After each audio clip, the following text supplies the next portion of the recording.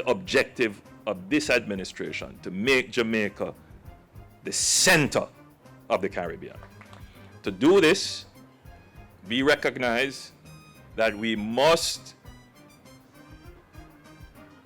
ensure that the rule of law is never challenged. Prime Minister Andrew Holness committing his government to tackling crime and increasing economic growth and job creation. Those plans include increasing investments in national security assets and implementing a national security architecture which will better integrate crime-fighting resources. Stay with us.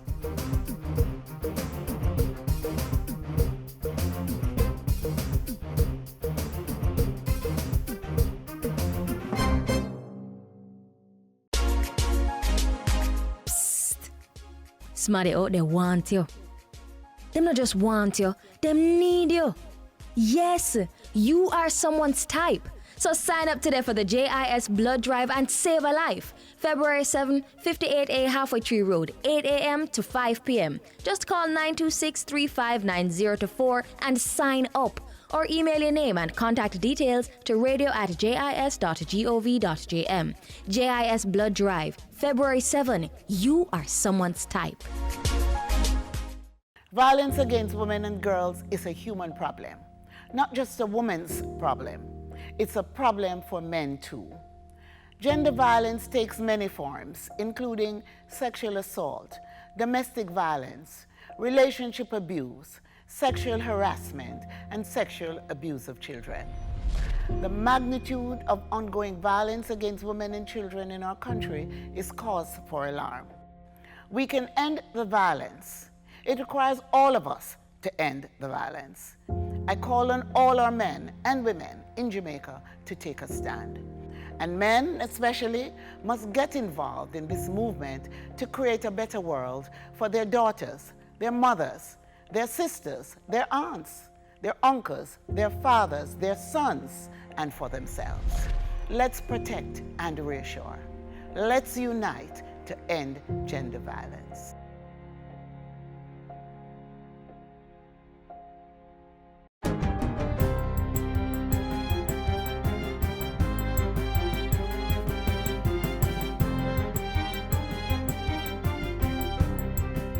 Good day, I'm Theodore Henry, and this is your JIS News for Monday, February 6. Another 10 police divisions have received pre-owned vehicles as the Ministry of National Security continues to improve the mobility of the Jamaica Constabulary Force.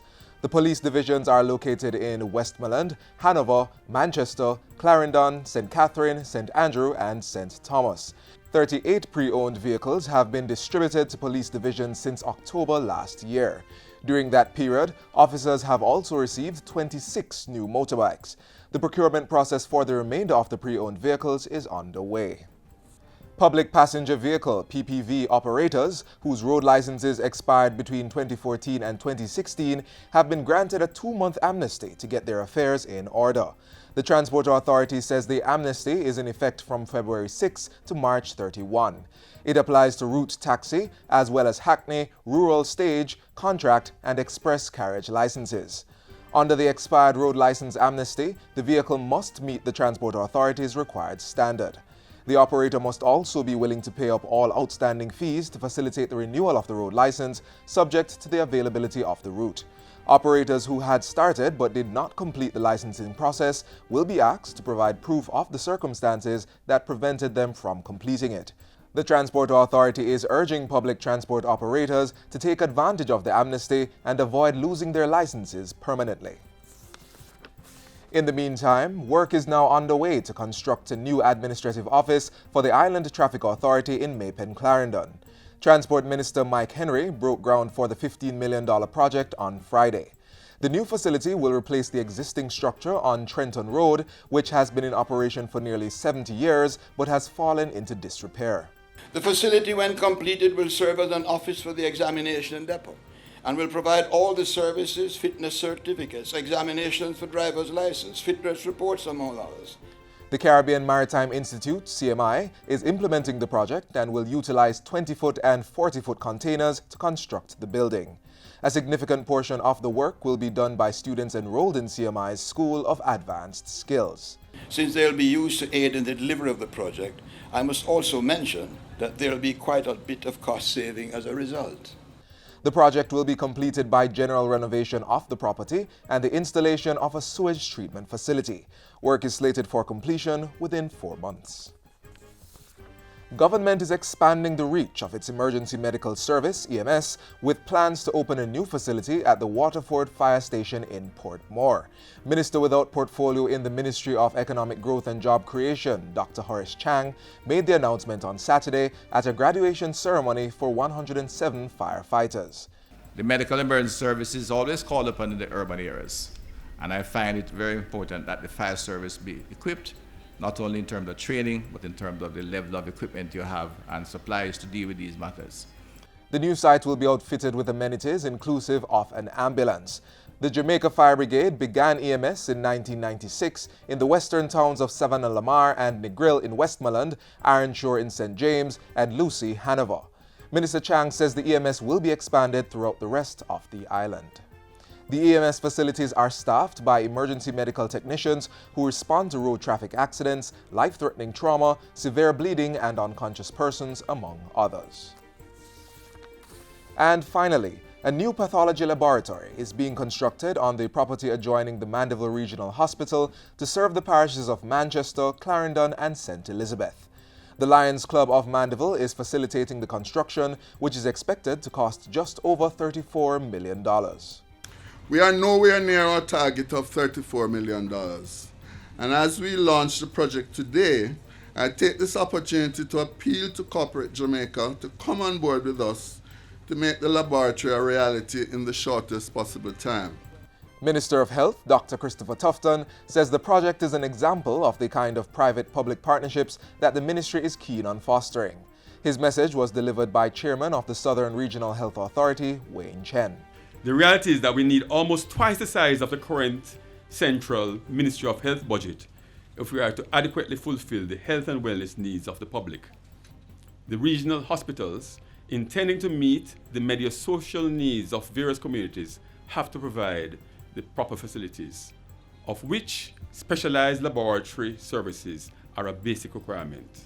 The new pathology lab will strengthen the services of the Southern Regional Health Authority and eliminate the need for the region's lab tests to be processed at the Cornwall Regional Hospital. And that's it for JIS News Today. I'm Theodore Henry. Thanks for watching.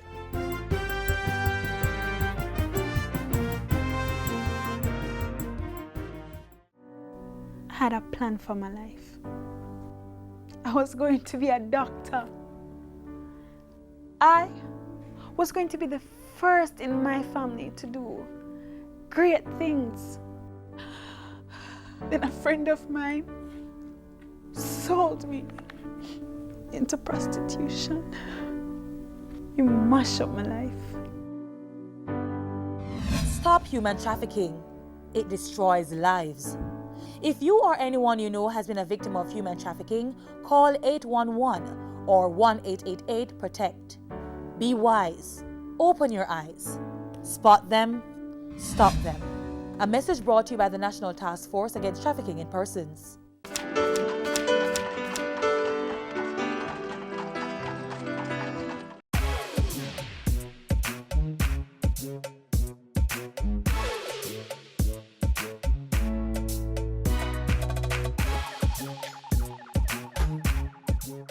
Welcome to the FSC Minute. I am Theodore Henry.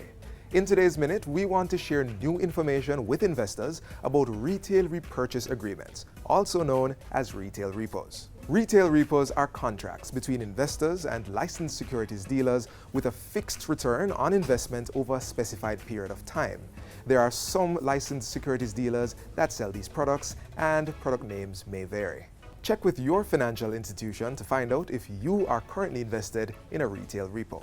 Now, if you are currently invested in retail repos, there are two important requirements you must fulfill before January 31, 2017. First, you must sign the Master Retail Repurchase Agreement, or MRA, which can be obtained from your licensed securities dealer. Good morning, Ms. Brooks. How are you doing today? I'm okay. I'd like you to sign this Master Retail Repurchase Agreement and provide me with your TRN, please. But why did I need to come in? I already signed a document when I was investing. Well, this document is different from the previous document that you have signed. The law now states that you must sign the master retail repurchase agreement, so your rights as an investor will be protected. If you did not come and sign this document, I could not process the transaction. Well, in that case, I'm happy I did what was required, so I can continue to benefit from my investment in retail repo. Remember, you must sign the MRRA and submit a TRN or other approved identification number before January 31, 2017, given the requirements under the law. Is your retail repo account up to date? Visit or call your licensed securities dealer for more information. I am Theodore Henry, and this was your FSC Minute.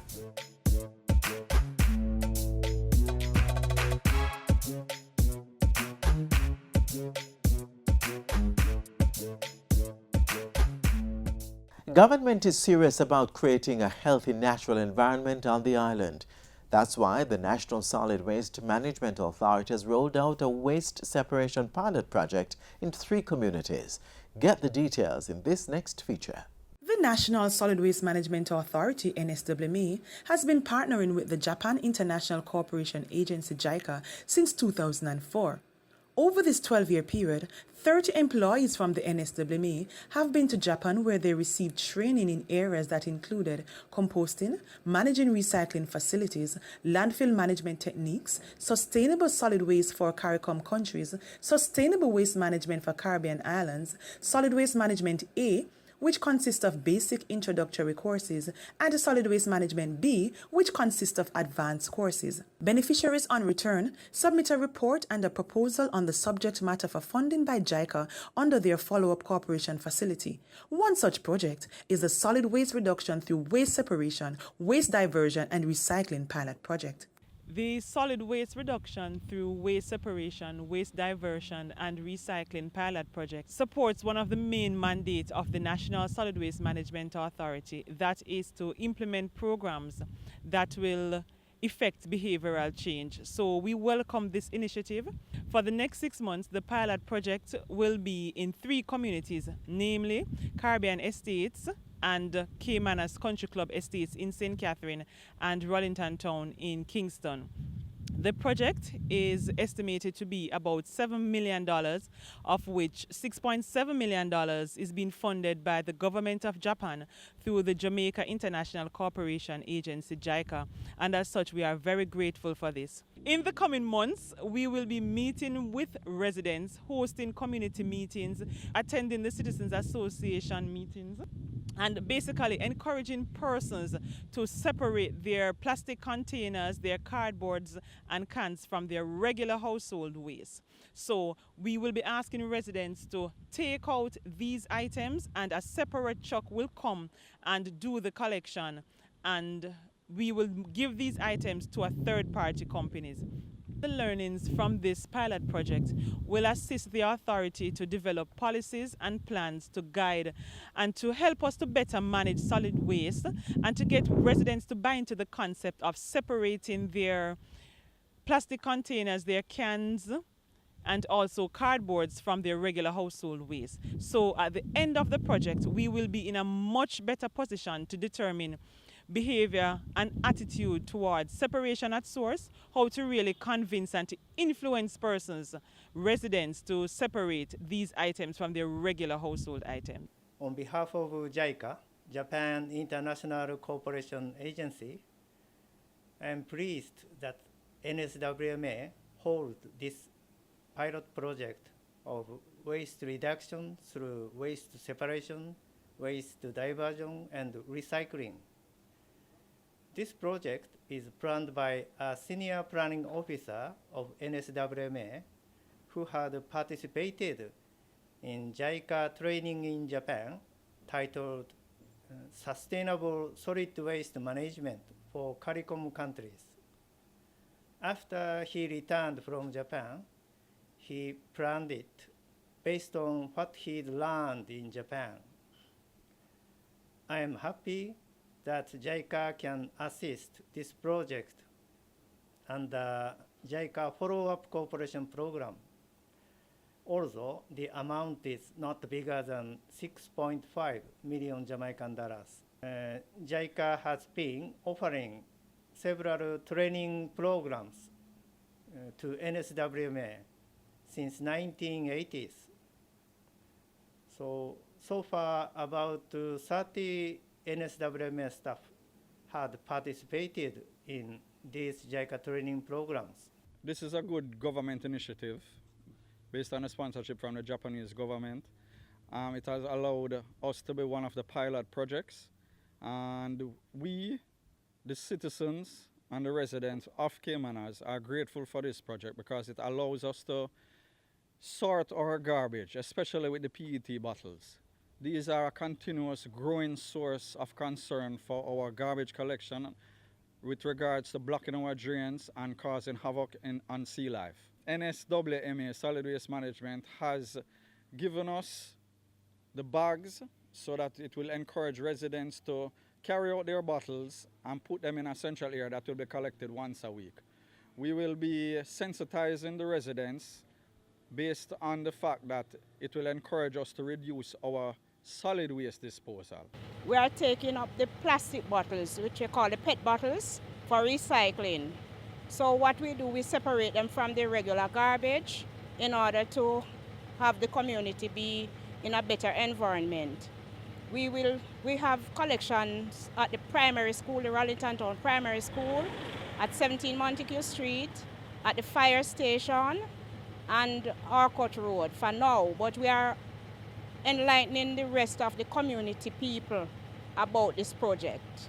It will help the community in a vibrant way because less garbage, less bottles being around, seeing that we have the Zika virus around, this will also help to decrease the mosquito-borne disease being harbored around. I think it is a phenomenal first step in the right direction that Jamaica needs to go, engaging the community. Recycling Partners, as you know, fully endorses the program. And as we mentioned, we will continue once your test period is done.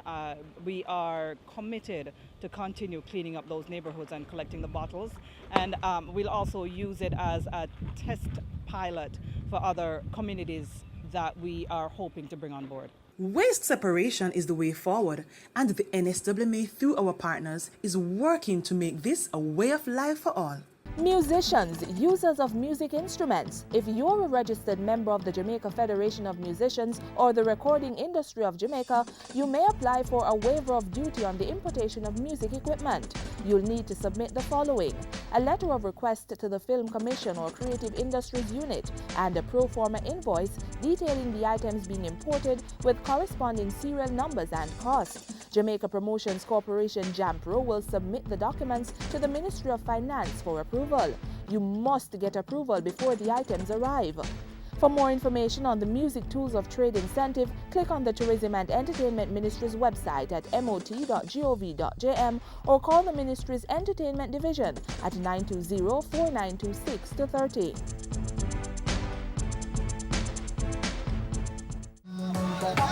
God knows how much I've tried, the truth I cannot hide, to keep you satisfied. True love I now exist is the love I can't resist, so jam by my side. Ooh, yeah. It's the 72nd anniversary of the birth of Bob Marley. It's also Reggae Month, which we are celebrating under the theme Reggae Mecca. Organizer, the Jamaica Reggae Industry Association, JIRIA, has outlined a full schedule of events. So if you have some time, visit the Bob Marley Museum for his birthday celebration. There's also 180 minutes of live band Mondays at Kings Plaza and Uptown Mondays at Savannah Plaza. Visit JIRIAJamaicamusic.com for more information. While you wait, check out a quick history lesson on the roots of reggae. Relax, man, we'll soon get there. In fact, we are here, the Institute of Jamaica. This is where we're going. What is this, Grandpa? When you go in, you'll see. Come on, let's go. Oh, where's a carry some place where me no want to go? You say you want to be a musician? Well, you have to come here. Let me show you where the music is coming from. Step inside.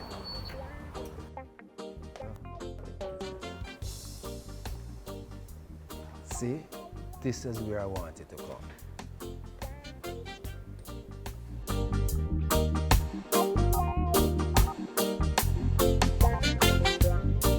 You see how far Jamaican music coming from, Kadim?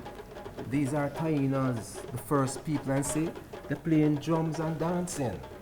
And look at these African instruments. That's when the first Africans came to Jamaica. Now, I bet you don't know what this instrument is. Rumba box? It is a rumba box, and you hear that in what kind of music now? Mento. Mento, that's what makes the mento music so sweet. Now, look at this. This is jazz music. Jamaica had a rich tradition of jazz.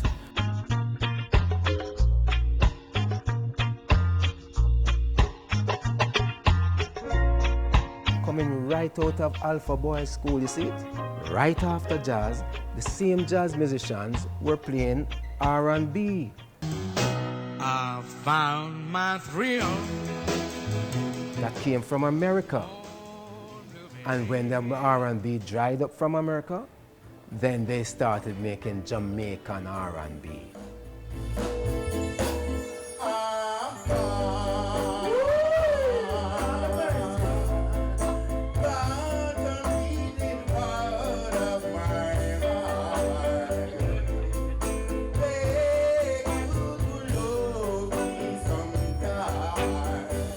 Jamaican turned the R&B around and made their own Jamaican style of R&B music, which then led to ska.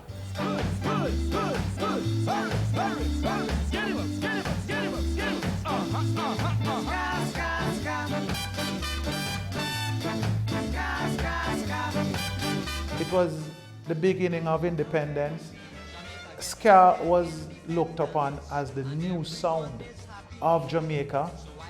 We finding our own identity, not following the American R&B or the ballad or the middle of the road kind of music that was coming from North America and Europe.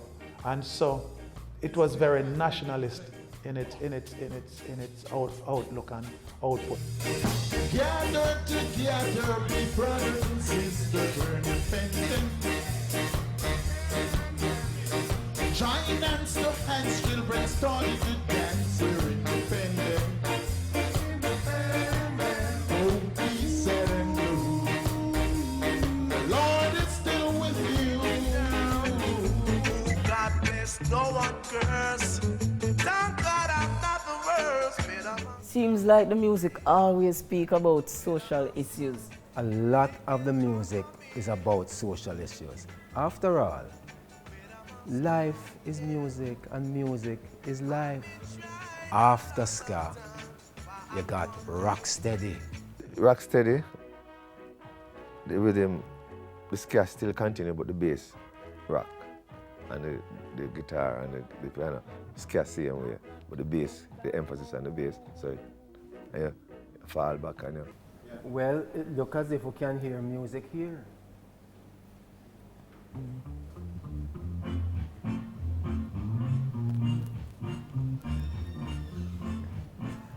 I like this, Grandpa. This nice. is Rocksteady. No, you should have seen me and your grandmother in those days. Rocking steady. Yeah, Grandpa. Yes.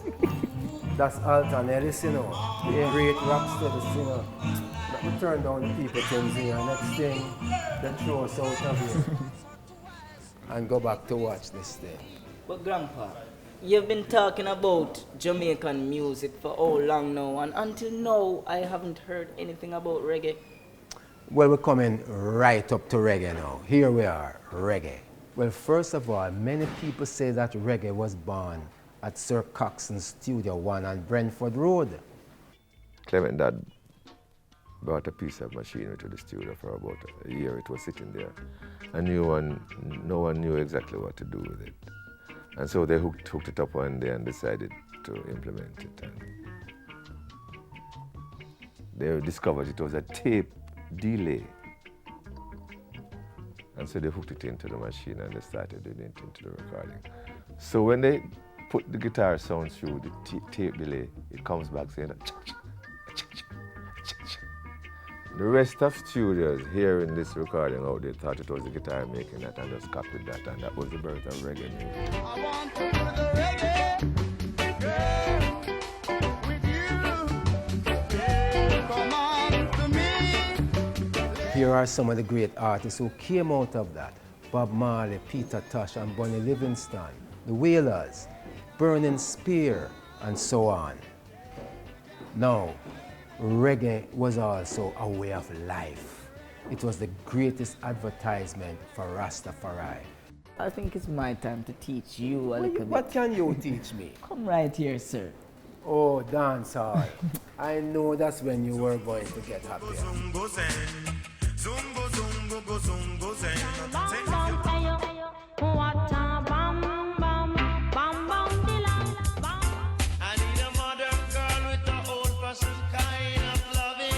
It was just a little bit different in the 80s where you have more artists that come and you have to compete with artists like every day, and the dancehall vibes. When you go into the dancehall, you know, you have to just hold the mic to get a bus. And now it's different. You just have a CD, you go to the radio station and get some airplay. The 90s had these persons like Beanie Man, Lady Saw, and Bounty Killer. Up to today, Beanie Man and Bounty Killer still have swag. Right now, we have producers that are artists that are producers, and radio jocks who are doing both. With technology, the music is now diverse. We are accepting music on a broader scale. One time gone till you want to hear hip-hop music or techno music being played in a dancehall setting. And that is happening right now. A lot of pop music is being accepted. Disco music, techno music, electro house music is being accepted right now. Hip-hop music is widely accepted right now. So we as Jamaicans, we are listening to a wide cross-section of music. That means that we took music and turned it into Jamaican music, and we have given it back to the world, and everything has now come together. Kadeem, the tour done. See, it wasn't that bad after all. For real, Grandpa. Really inspired by all of this. Well, out of many, we're really one music. And you might yet become a good musician. Thanks, Grandpa. Yes.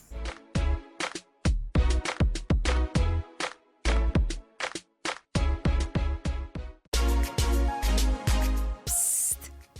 Somebody out there want you. Them not just want you, them need you. Yes, you are someone's type. So sign up today for the JIS Blood Drive and save a life. February 7, 58A Halfway Tree Road, 8 a.m. to 5 p.m. Just call 926-359024 and sign up. Or email your name and contact details to radio@jis.gov.jm. JIS Blood Drive, February 7. You are someone's type.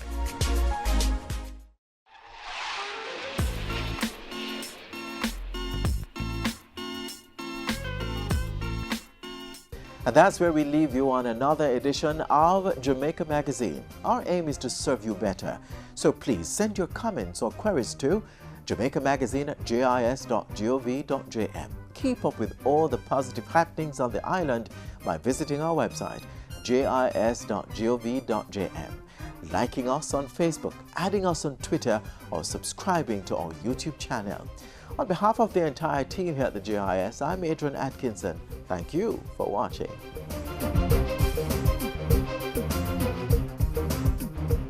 This has been a production of the Jamaica Information Service, the voice of Jamaica.